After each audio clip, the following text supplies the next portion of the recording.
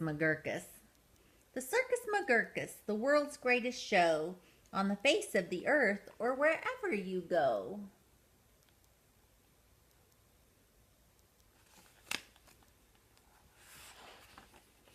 The Circus McGurkus, the cream of the cream. The Circus McGurkus, the Circus McCream, supreme. The Circus McGurkus, colossal, stupendous, astounding, fantastic, terrific, tremendous. I'll bring my acrobats, jugglers, and clowns from 1,033 faraway towns to the place that you'll see 'em, and ladies and gents, right behind Sneelock's store in the great McGurk's tents. And I don't suppose old Mr. Sneelock will mind when he suddenly has a big circus behind.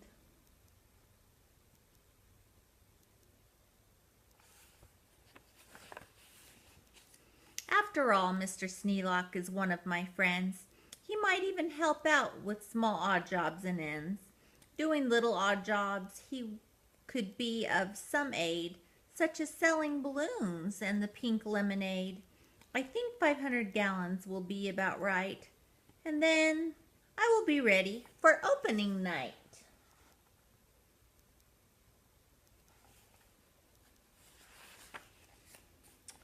What an opening night! What a night! What a sight! I'll hoist up the curtains, the crowds will crowd in, and my Circus McGurkus will promptly begin. With a welcoming toot in my welcoming horn, by my horn-tootin' apes from the jungles of Jorn, where the very best horn-tootin' apes are all born, 'cause the very fresh air there is fine for their lungs, and some of those fellows have 2 or 3 tongues.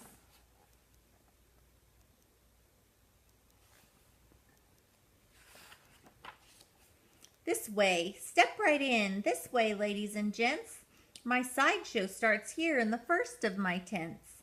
When you see what goes on, you'll say no other circus is half the great circus the Circus McGurkus is. Here on stage 1, from the ocean of all, this is a most amazing, a walrus named Rolf, who can stand on 1 whisker.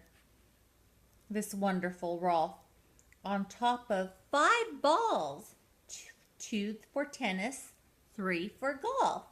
It's a marvelous trick, if I say so myself.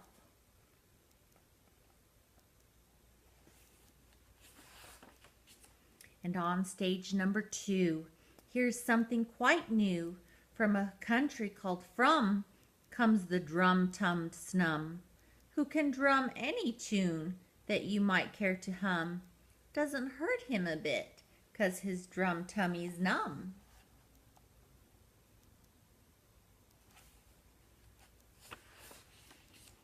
And you'll now meet the Foon, the remarkable Foon, who eats sizzling hot pebbles that fall off the moon. And the reason he likes them red hot, it appears, is he greatly enjoys blowing smoke from his ears. Of course, pebbles like this are quite hard to collect, but Sneelock will manage somehow, I expect. After all, Mr. Sneelock is one of my friends, and I'm sure he'll help out doing small odds and ends.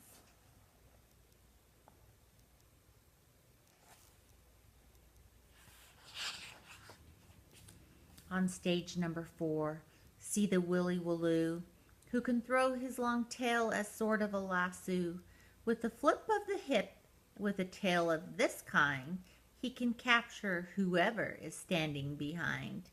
He can capture old Sneelock. I'm sure he won't mind.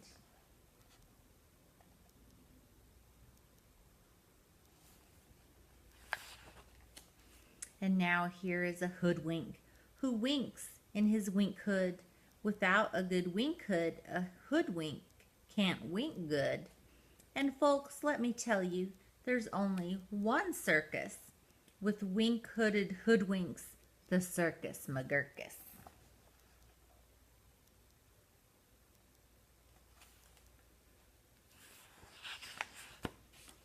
The show of all shows, there's no other showman who shows a show with a blindfolded bowman, the blindfolded bowman from Brigard de Route, the world's sharpest sharpshooter, let him shoot. Through the holes in 4 donuts, 2 hairs on a worm, and the knees of 3 birds, without making them squirm, and then on through a crabapple up on his head of Sneelock, who likes to help out, as I've said. That's a hard trick.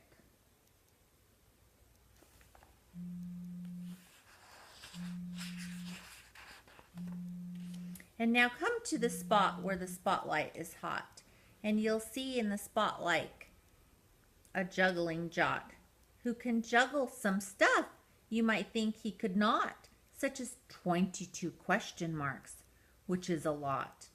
Also 44 commas, and also 1 dot. That's the kind of Circus McGurkus I've got.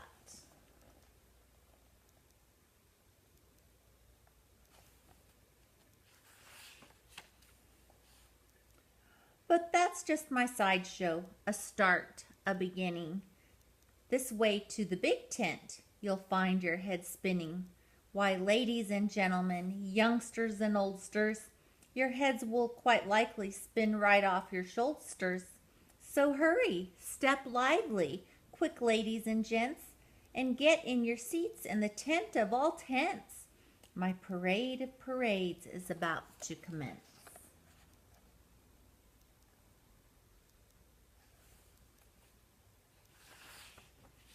You'll see Drum Major Sneelock fling-flang his batoon, and my organ McGorgon McGurkus, come on, with its hot steaming pipes of old gold brass-plated tin, snorting all sorts of snorts in a bumbling din. This is a stupendous, stuporous, and when I play Dixie, just join in the chorus.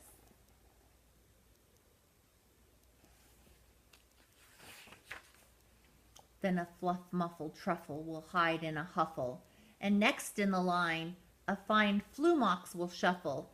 The flumox will carry a lurch in a pail, and a fibble will carry the flumox's tail, while on top of the flumux 3 harp-twanging snarp will twang mighty twangs on their 3 snarper harp, while a bolster blows bloops in a 3-nozzled blueser, a nolster blows floops on a 1-nuzzled noser, and then comes a lion who's partly a trout, then more stuff for 45 minutes about.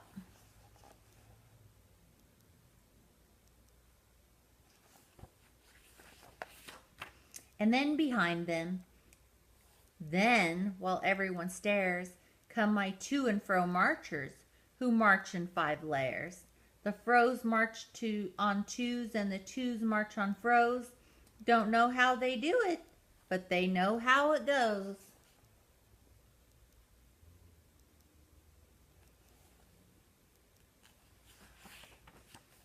And now come on, act enormous. No former performers performed this performance. The stunt is too grippingly, slippingly frightening. Down from the top of my tent like grease lightning. Through pots full of lots of big sticklebush trees slides a man what a man on his roller skis. And he'll steer without fear, and you'll know at a glance that it's Sneelock, the man who takes chance after chance, and he won't even rip a small hole in his pants.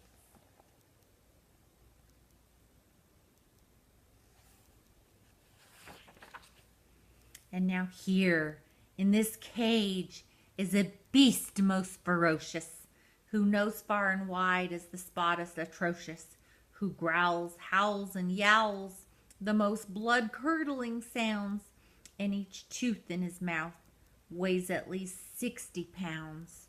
And he chews up and eats with the greatest of ease things like carpets and sidewalks and people and trees.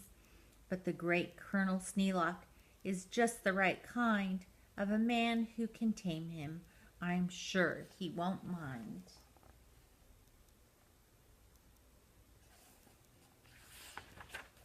I'll let Sneelock off for a few minutes' rest while high over your heads you will see the best of the world's finest, fanciest, breezy trapezing, my Zoom-a-Zoop troupe from the West Upper being deezing, who never quite know while they zoop and they zoom whether which will catch what one and who will catch whom, or if who will catch which, by what, and just where, or just when and just how, in which part of the air.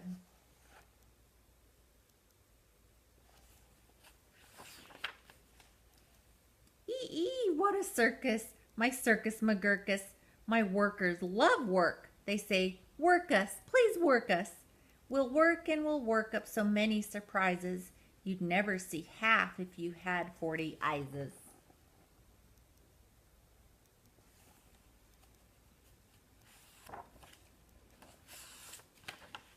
And now, again Sneelock, brave Sneelock is back, risking life on my patented life-risking track, while the speedsters I call colliding collusions race round in swift cars called abrasions, contusions. And Sneelock just lies there, not one bit excited. I know he won't mind. He'll be simply delighted.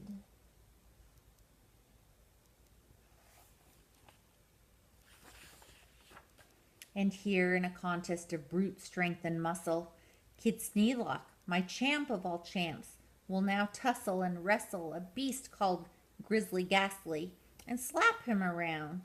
Then he'll slam him down fastly, and pin both his shoulders tight flat to the mat. Kid Sneelock will love it. I'm sure about that.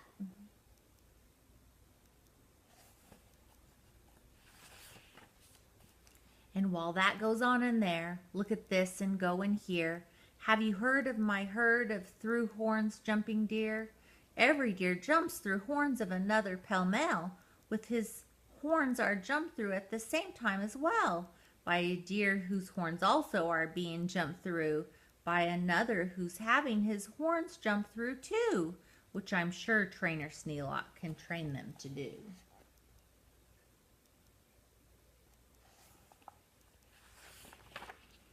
Then the whole tent will ring with hoorays and wild shouts, when I wheel in my whales and they turn on their spouts. First my whale number 1, with an aim that's aims true, spouts a spout that spouts Sneelock into whale number 2, and then whale number 2 spouts his spout like a gun, and that spout spouts old Sneelock right back to whale 1, and then forwards and backwards and spout after spout, the great spout rider Sneelock gets spouted about, just as long as the water they're spouting holds out.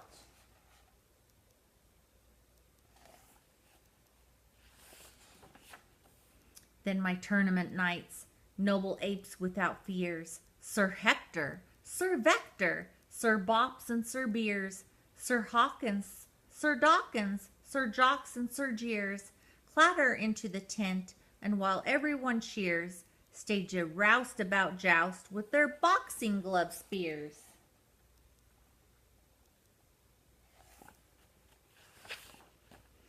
And while this wild rusking goes on below, at the top of the tent, look, the star of my show. Great daredevil Sneelock, the world's bravest type. He comes pulled through the air by 3 Subring snipe on a dingus contraption attached to his pipe.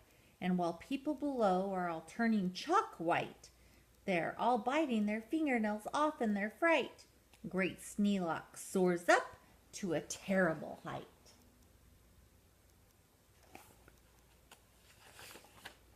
Then he shakes himself loose. He starts down in a dive, such as no man on earth could come out of alive. But he smiles as he falls, and no fear does he feel. His nerves are like iron, his muscles like steel, and he plunges down, down, with his hair still combed neat, 4,692 feet.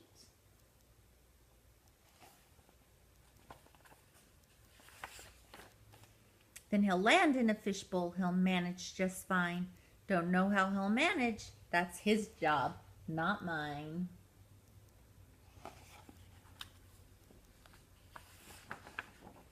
Why, he'll be a hero, and of course he won't mind. when he finds that he has a big circus behind.